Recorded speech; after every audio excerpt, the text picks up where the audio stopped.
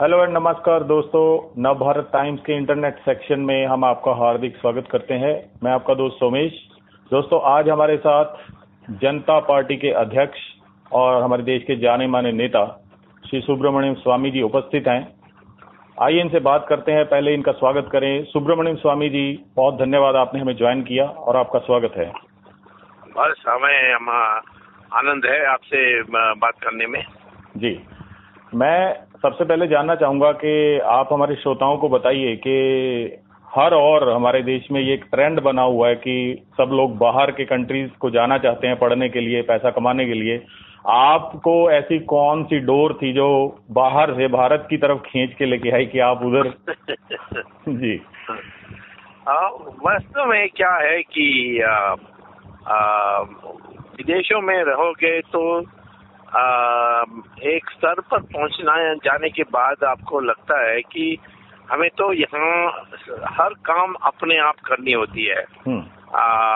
Motor गाड़ी चलाने के लिए अपने आप ही चलानी होती है। सब्जी खरीदना है तो अपने आप ही करनी होती है। कपड़े धोने की बात होती है तो अपने आप ही करनी होती है। तो एक दृष्टिकोण का सवाल है। मैं तो समझता हूँ कि मेरा जो जीवन यहाँ है वो अमेरिका से एक ज्यादा उच्च जीवन का स्तर है। माने कॉस्ट मेरे लिविंग स्टैंडर्ड्स जो है वो यहाँ इंडिया में मैं ज्यादा महसूस करता हूँ। मैं अपना गाड़ी नहीं चलाता हूँ, अपना कपड़ा नहीं धोता हूँ, अपना खाना नहीं पकाता हूँ। तो इसीलिए इसमें है। और दूसरा है कि हम अर्थशास्त्री हैं, तो अर्थशास्त्री होने के नाते अमेरिका में मैं किसी की सेवा कर सकता हूँ, परंतु हिंदुस्तान में मैं अर्थ प्रणाली या अर्थ नीति के लिए मैं पहल कर सकता हूँ। जैसे मैंने किया था जब मैं कॉमर्स मिनिस्टर था जी। और चंद्रशेखर के गवर्नमेंट में, वहाँ तो सिर्फ आप कर्मचारी बन सकते हैं। Okay, so that is a big difference. हाँ, बड़ा फर्क है। ये दृष्टिकोण का सवाल है। भाई लोग हैं जो अपने वहाँ की जो मिलने वाली सामान ये वो उससे आकर्षित हो जाते हैं। हम उससे आकर्षित नहीं होते। जी, आपने जो वहाँ सीखा अमेरिका में, हार्वर्ड में आप पढ़े भी हैं, वहाँ पे आपने बहुत सारे यूनिवर्सिटी के साथ आपकी अटैचमेंट रही है। भारत में जब आप वापिस आए, आज एक सक्रिय राजनीति में आप हैं, तो वहां से ऐसा क्या आपने सीख कर यहाँ लागू किया जो यहाँ हिंदुस्तान में आप लागू कर पाए और उसका फायदा आपको और आपके जो चाहने वाले हैं, आपके पार्टी के लोग हैं, या राजनीतिक जीवन में किसी को भी उसका फायदा हुआ? जी, पहले तो मैंने वहाँ ये सीखा है कि मनुष्य को आप इंसेंटिव माने उत्साहित करेंगे जी, तो आप बहुत कुछ पा सकते हैं समाज के लिए। ये जो सरकार सब चीज करें, जो रशियन मॉडल थी जी, जो जवाहरलाल नेहरू ने पसंद की, उसमें सिर्फ धीमे गति से हमारी इकोनॉमी बढ़ेगी। तो मैंने जब कॉमर्स मिनिस्टर था तो मैंने ही इकोनॉमिक रिफॉर्म शुरू की थी, जिसका नरसिम्हा राव ने उसको आगे ले गए। तो एक तो मैंने वो सीखा। दूसरा है कि मैंने ये सीखा वहाँ कि अमेरिका में आप नापसंद भी हो, परंतु आपका योग्यता है तो उसके अनुपात में वो आपको जो मिलना चाहिए, जो आमदनी मिलना चाहिए या पद मिलना चाहिए, वो मिलती है।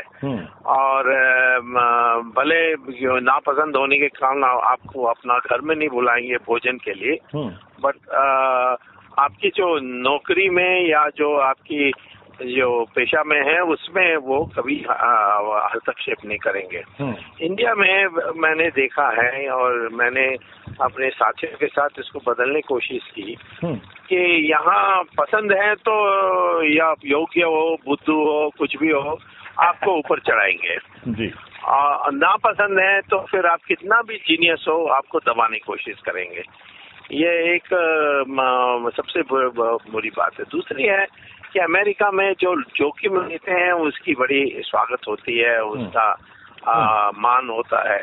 और यहाँ जो जोखिम लेते हैं उसको पागल समझते हैं। जो बनाई हुई चीज है उसको खो मत, उसी को रखो, आगे पीटी रास्ते में जाओ, ये एक मंशा है। तो मैं अपने साथियों को तो इतना ही कहता हूँ कि कुछ अपने आप करो, कुछ जोखिम लो, भले गिर जाओगे, विफल हो जाओगे तो फिर खड़े हो, फिर प्रयास करो। ये एक नया चरित्र की निर्माण होनी चाहिए, इसके लिए हमने किया है। क्या आपके साथ भी ऐसा हुआ है कि आपको दबाने की कोशिश की गई? हाँ, मुझे तो पहले दिन से ही हुआ है। मैं आया था यहाँ IIT में कम उम्र में, 28 साल की उम्र में मैं फुल प्रोफेसर बन गया, जो साधारण 45 साल के नीचे कोई बनता नहीं है जी। क्योंकि मैं हार्वर्ड में फुल प्रोफेसर था, तो इसीलिए इनको उससे कम मुझे नहीं दे सकते थे जी। और आने के बाद दुनिया भर की अड़चन पैदा की, खास तौर पर ये कम्युनिस्ट लोगों ने, क्योंकि मैं कम्युनिस्ट प्रणाली, समाजवादी प्रणाली के खिलाफ था। मैंने कहा कि ये तो एक जैसे जानवरों को रखते हैं चिड़ियाघर में, वैसा है ये जीवन। तो यहाँ अपने करने के लिए और अपने बलबूते पे खड़े होने के लिए कोई जगह नहीं है। तो उस समय कम्युनिस्टों ने समझा बहुत हम खतरनाक है। दूसरा, मैंने कहा कि हमारी दोस्ती इजराइल और अमेरिका से सुधरना चाहिए जी।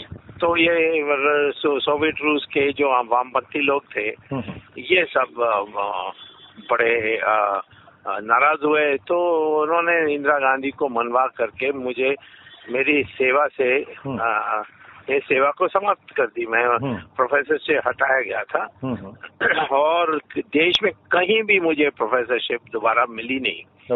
तो आखिर में IIT का मैं प्रोफेसरशिप कोर्ट में मैं जीत गया, परंतु 22 साल लगे। और उस तक तो हम मिनिस्टर बन गए थे। तो हम IIT में एक दिन प्रोफेसर बने और फिर इस्तीफा देना पड़ा कि हम उस तक पूरा समय के लिए हम सक्रिय राजनीति में आ गए थे। तो ये मेरे साथ हुआ। फिर पार्टियों में भी ऐसा ही हुआ। ईर्ष्या बहुत होती है हमारी देशों में, देश की जनता में, यानी लोगों में। तो कोई ना कोई अड़चन होते रहता है। लेकिन धीरे धीरे एक चीज मैंने हिंदुस्तान में देखा है कि जो झुकता नहीं है वो आगे बढ़ता है। भले बीच में उसकी पिटाई होती है या उसकी नुकसान होता है या मुसीबत होता है, लेकिन आखिर में उन्हीं की मान होती है। अब राणा प्रताप घास की रोटी खा कर रह गए, लेकिन आज भी उसकी मान है। जयपुर के महल में रहने वाले मान सिंह का तो कोई परवाह ही नहीं करता है। बिल्कुल। हाँ, तो ये सुभाष चंद्र बोस कोई हमें जीत तो नहीं दिलाई, अंग्रेजों को भगा तो नहीं दिया दे, पर उसकी साहस की पूजा होती है। हाँ, तो ये एक विशेषता है हमारे देश में। तो इसीलिए हमने सहन किया और आज मैं देखता हूँ कि उस सहन करके मैं फिर भी बचकर जिंदा होकर आया हूँ आगे। और 5 बार पार्लियामेंट जाऊँ, 2 बार मिनिस्टर रहा हूँ।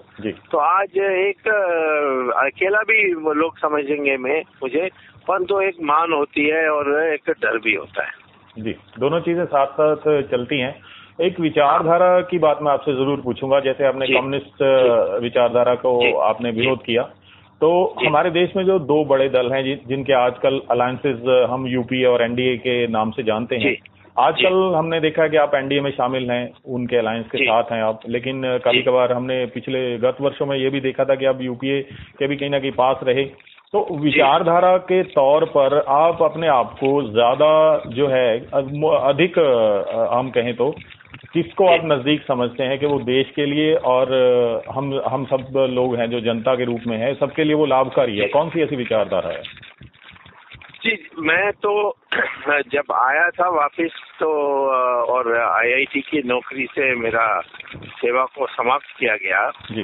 तब मैं जनसंघ में शामिल हुआ, क्योंकि मैं मानता हूँ कि हिंदुस्तान में जनता को जोड़ने के लिए हिंदू पुनरुत्थान की आवश्यकता है। और लोग उसको कम्युनल कहेंगे, परंतु मैं कहता हूँ कि हिंदू धर्म में भी, हमारी सनातन धर्म में भी इतने सालों, 1000 सालों की गुलामी के बाद कई चीजें ऐसे जुड़ गए हैं जिसको निकालना चाहिए, वो पुनरुत्थान से ही हो सकता है। और तो एक सिद्धांत वो था। दूसरा है कि मैंने सरकारी यानी व्यापार में सरकार को नहीं होना चाहिए और हमारी बाजारी प्रणाली होनी चाहिए। इसीलिए मैं इन दोनों बातों से मैं जनसंघ में गया। तो हमारी निकटता जनसंघ से थी, परंतु वहाँ भी व्यक्तिगत लड़ाई हो गई अटल बिहारी वाजपेयी से, और वो ज्यादा शक्तिशाली थे क्योंकि वो हमसे पुराने थे उस संगठन में, तो उन्होंने मुझे बाहर रखा।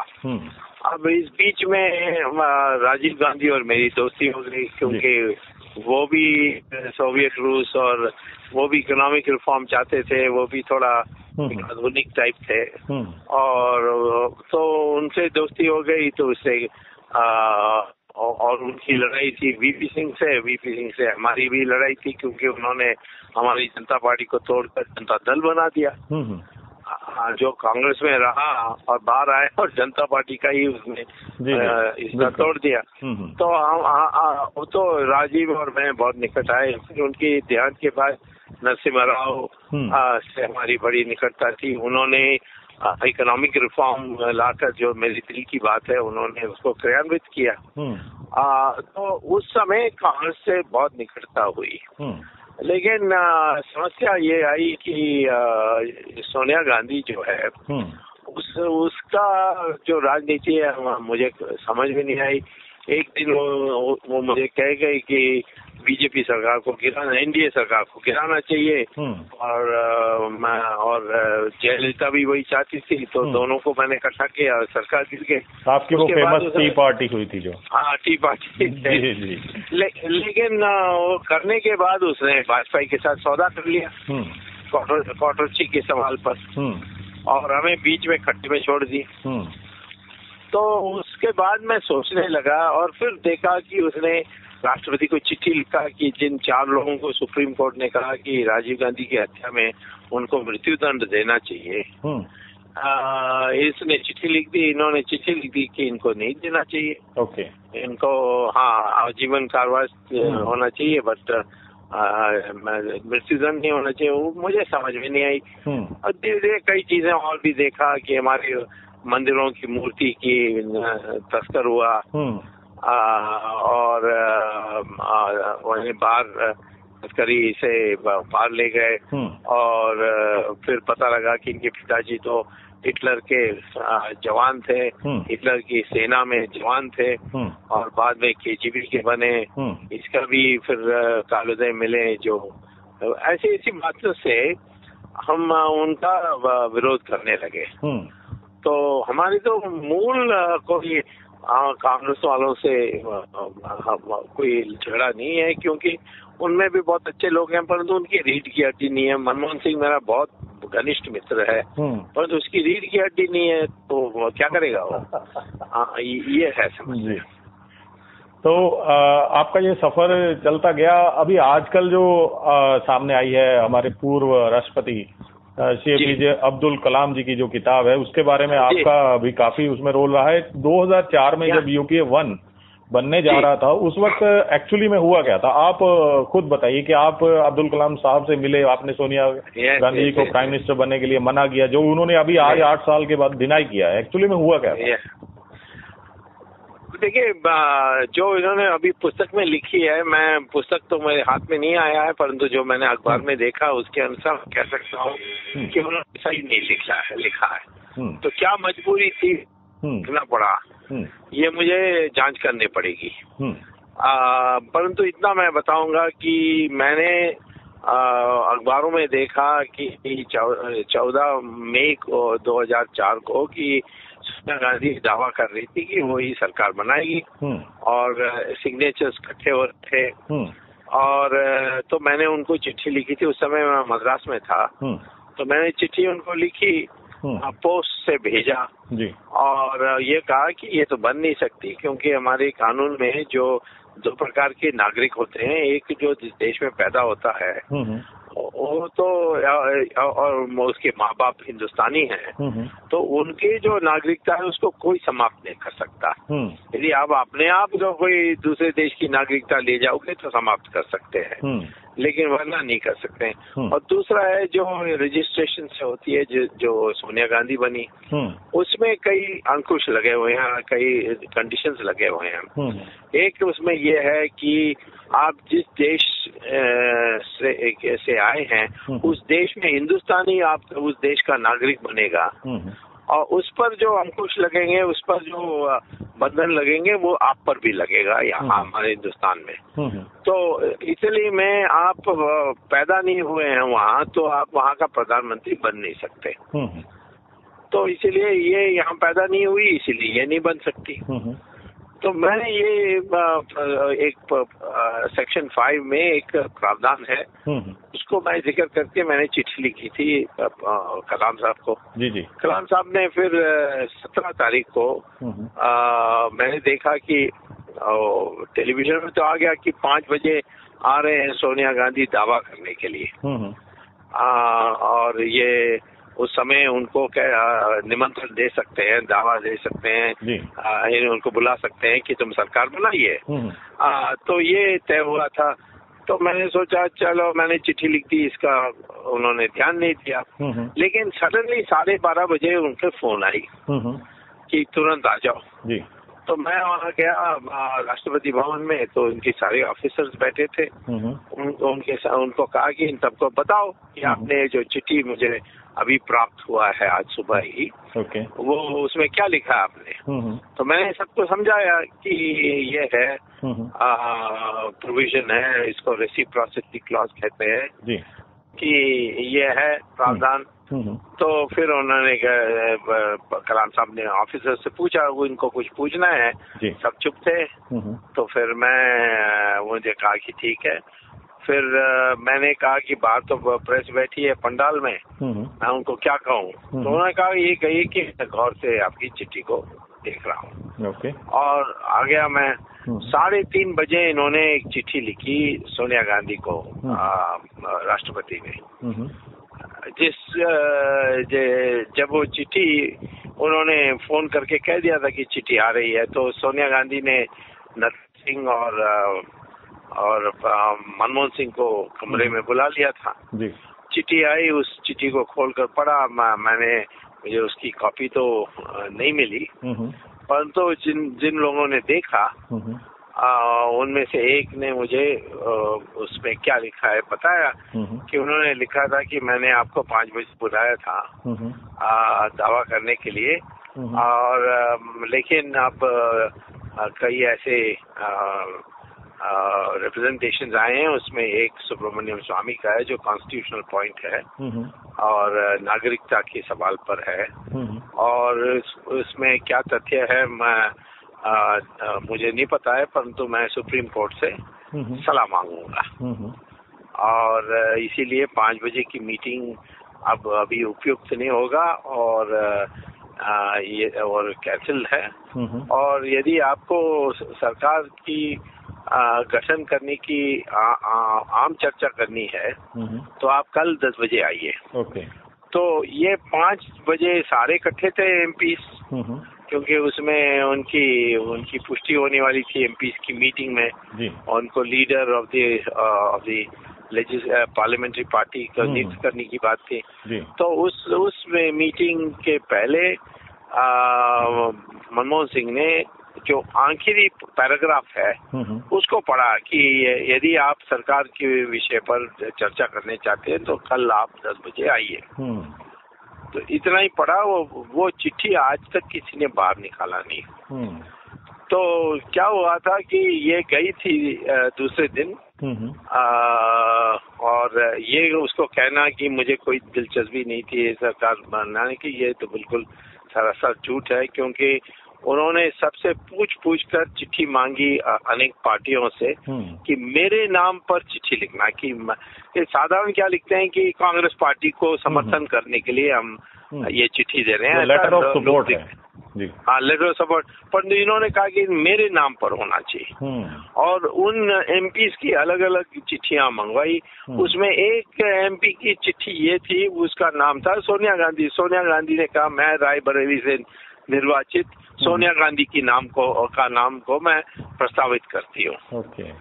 तो नहीं, ये कहना बिल्कुल गलत है कि वो नहीं चाहती थी, वो तो सारा वो प्रयास हुआ था। परंतु दूसरे दिन जब 10 बजे गई थी राष्ट्रपति भवन, वहाँ एक आई विटनेस है जिसका नाम मैं नहीं लूंगा, उसने मुझे बताया कि ये झगड़ा करने लगी और इन्होंने कहा कि नहीं, मैं क्या करूं, मैं तो मेरे राष्ट्रपति काल में एक दाग भी नहीं होगा, ये कॉन्स्टिट्यूशनल इश्यू उठा है, इसकी मेरी पूरी पूछताछ करने पड़ेगी।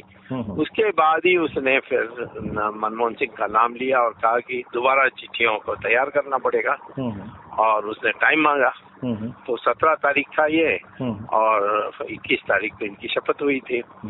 तो ये है वास्तविकता। पर तो अब क्या मजबूरी है कलाम की कि जो इतने सालों के लिए उन्होंने चुप्पी रखी और आज एक पुस्तक में उसने बाहर निकाल दी। शायद आगे चलकर इस विषय पर वो कुछ और क्लैरिफिकेशन भी देंगे। आप बहुत ही एक पढ़े लिखे और एक मंझे हुए राजनीतिज्ञ हैं और आपने कई देशों में ये भ्रमण भी किया है, भारत की राजनीति हो चाहे अमेरिका की हो, आपने काफी क्लोजली उसको देखा है। एक प्रश्न मेरे मन में बार बार उठता है, मैं कई बार सोचता हूँ कई लोगों से पूछूं, लेकिन आज लग रहा है कि आपसे जरूर पूछ लूं। जी स्वामी जी, जैसे हम मानते हैं कि पब्लिक लाइफ में दो ही एस्पेक्ट होते हैं किसी भी आदमी के, चाहे वो अर्निंग है या नॉन अर्निंग हैंड है। हाँ। एक तो हो गया प्रोफेशन, एक हो गया सर्विस सेक्टर, यानी कि या तो आप दुकानदार हैं या आपका कोई बिजनेस है, वो तो प्रोफेशन हो गया, किसी भी तरह का हो सकता है। और दूसरा है कि आप एम्प्लॉय हो, प्राइवेट सेक्टर में हो या गवर्नमेंट सेक्टर में, कहीं भी हो, तो वो सर्विस सेक्टर हो गया। इसके अलावा तो मेरे ख्याल से दोनों एस्पेक्ट्स के अलावा तो कुछ और होता नहीं है। जो पॉलिटिक्स है, इसको आप इन दोनों में से किसके अंडर मानेंगे? क्या पॉलिटिक्स एक प्रोफेशन है या एक सर्विस है? पहले तो सर्विस होनी चाहिए जनता की, कि एक आप में कोई घमंड या ये एक अहंकार नहीं होना चाहिए कि जो जनता फैसला कर रही है ये महामूर्ख है, ये जनता ये गलत फैसला करती है, इसीलिए इसको हम इनको शराब देकर पैसा दे करके इनका वोट खरीद लें और ये क्या जाने, ये जनता तो इनके से राजनीति करना है या डराना चाहिए, धमकाना चाहिए, इसका तो वो सर्विस से हट जाती है। पॉलिटिक्स वास्तव में सर्विस है। तो ये आपके दिल में एक लगन होनी चाहिए, एक आपके मंशा होनी चाहिए कि मैं इस पब्लिक का कुछ करूं। सबका नहीं कर सकूंगा, बट चंद लोगों का ही कर दूं, ये एक भावना होनी चाहिए। पॉलिटिक्स अगर सर्विस है, आपकी बात से मैं सहमत हूँ स्वामी जी की, पॉलिटिक्स एक सर्विस है। तो हमारे देश में ये तो बड़ी एक विडंबना हो जाती है कि सर्विस करने के लिए गोली चल जाती है, आदमी एक दूसरे को मार देते हैं कि मैं बड़ी सर्विस करूंगा, तू नहीं कर सकता, बूथ कैप्चरिंग हो जाती है, पैसा चलता है, शराब चलती है, जैसे सब लोग जानते हैं। तो ये कैसी सर्विस? इसीलिए कि हम लोग अच्छे लोगों को राजनीति में जाने से डिस्करेज करते हैं। किसी घर में देख लीजिए, कोई लड़का कह दे कि मैं राजनीति में जा रहा हूँ तो माँ बाप तो रो पड़ेंगे। तो समाज में भी कोई प्रतिष्ठा नहीं है। प्रतिष्ठा नहीं है, और इसके लिए चुनावी सुधारों की और आवश्यकता है। आप एडवोकेट करेंगे इस बात? नहीं, चुनावी सुधार उतनी महत्व की नहीं है। जो है उसमें लोगों का होना चाहिए कि जो ज्यादा खर्च करेगा उसको वोट नहीं देंगे। आज मुझे जिस कॉन्स्टिट्यूएंसी में 5 बार जीता हूँ, हर बार लोग जानते हैं मैं कौन हूँ, सब कुछ जानते हैं मेरे बारे। फिर भी मैं पोस्टर नहीं चिपकाऊंगा, पेंटिंग दीवारों पर नहीं करूंगा, लोग कहेंगे अरे आप सीरियसली नहीं लड़ रहे हैं लगता है। मैं कहा क्यों खर्च करूं बेफजूल? वो कहते हैं नहीं कुछ दिखना चाहिए।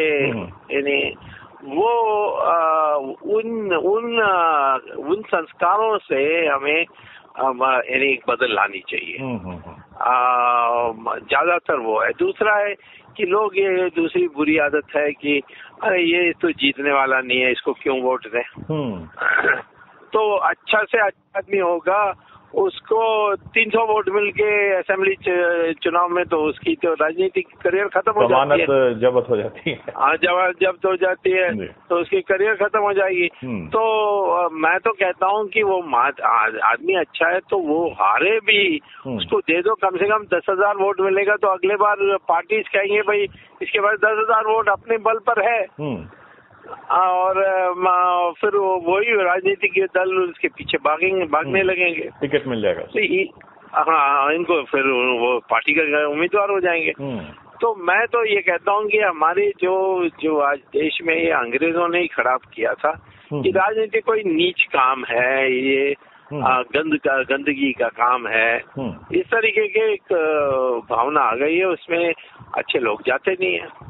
और जाने के बाद कोई आपको क्या मिला, मुझे कई लोग पूछते हैं कि भाई तुमने इतना किया, हार्वर्ड छोड़ दिया, आपको क्या मिला? मैं कहता हूँ मैं कैसे समझाऊंगा तुम्हें तो समझ में नहीं आती। तुम तो वो जो मुर्गियों को कन्वेयर बेल्ट में बैठा करके खिलाते हैं और उसकी अंडा लेते हैं, वैसे लोग हैं आप।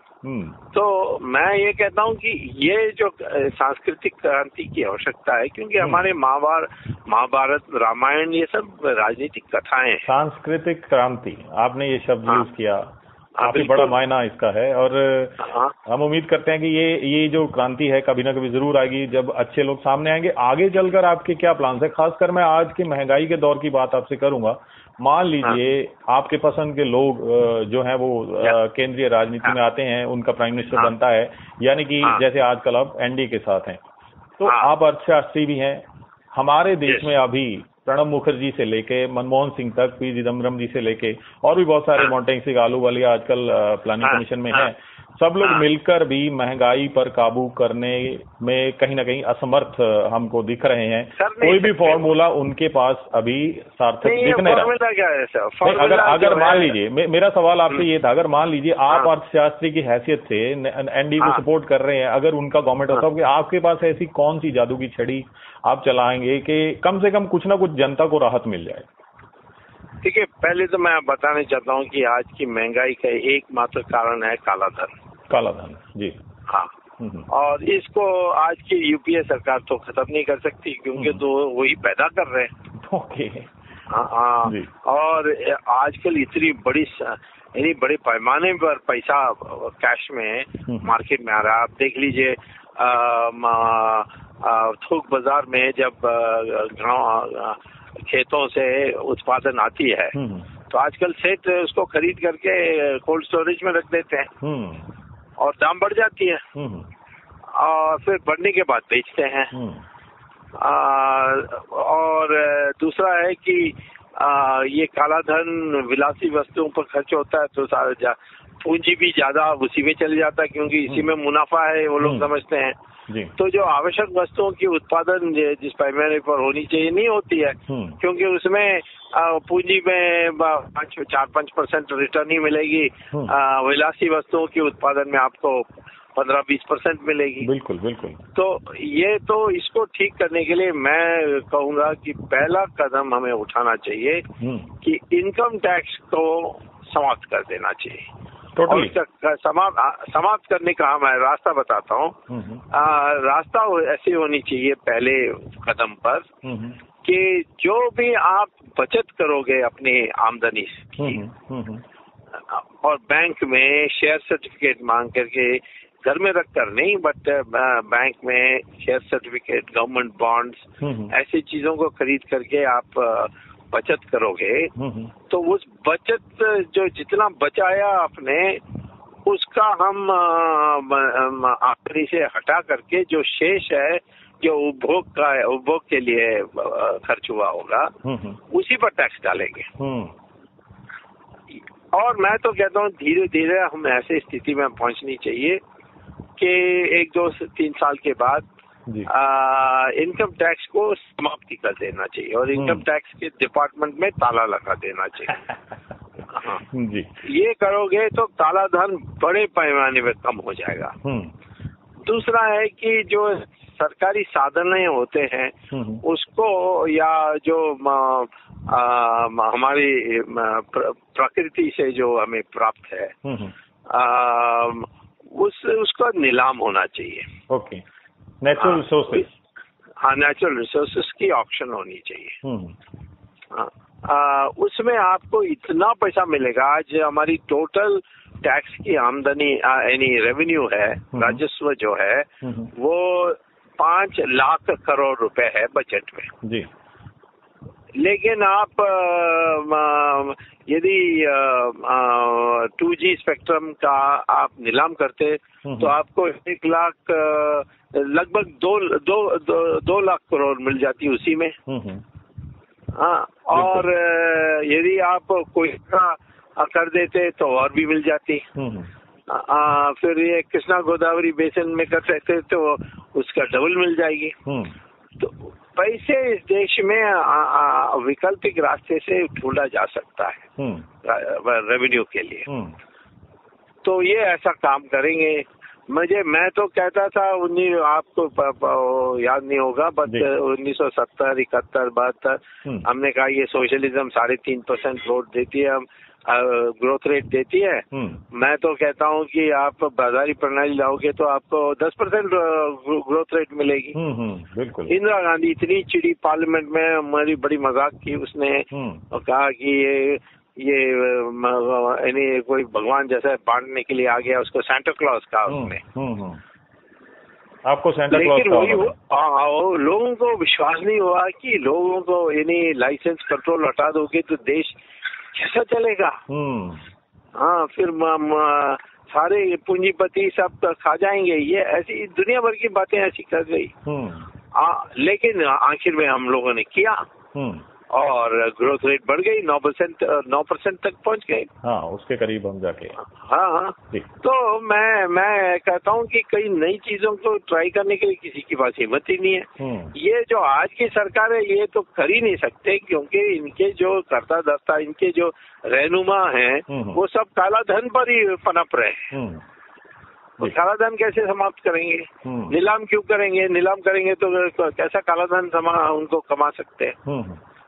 बिल्कुल, ये है समस्या। सही कहा। आपका बहुत समय सुब्रमण्यम स्वामी जी चला गया। मैं लास्ट में एक सीधा सवाल आपसे पूछूंगा और मैं चाहूंगा कि आप बिल्कुल सीधा ही उसका उत्तर दें। क्या हम भावी कॉमर्स मिनिस्टर या फाइनेंस मिनिस्टर से बात कर रहे हैं? ये तो प्रारब्ध का सवाल है। मैं किसी रहनुमा के बिना 5 बार पार्लियामेंट जीत गया हूँ, 2 बार मिनिस्टर बनता हूँ जी। बनने की समय आएगी तो कोई रोक नहीं सकता क्या बनूंगा क्या जाएगा। आपकी तरफ से कोई अड़चन नहीं है? अगर आपको ऑफर किया गया तो आप जरूर अपनी सेवाएं देंगे? मैं तो ये राजनीति में हूँ और ये पद में से बहुत काम कर सकते हैं, इसीलिए मिल जाएगा। उसके लिए मैं किसी के पीछे भागूंगा नहीं जी। बहुत बेबाक आपने दिल से अपनी बातें रखी। आपका काफी समय जा चुका है। आपने बहुत कीमती समय निकालकर हमारे श्रोताओं के साथ अपने विचार जो है वो शेयर किए। आपका सुब्रमण्यम स्वामी जी हमारे साथ बात करने के लिए बहुत बहुत धन्यवाद। धन्यवाद।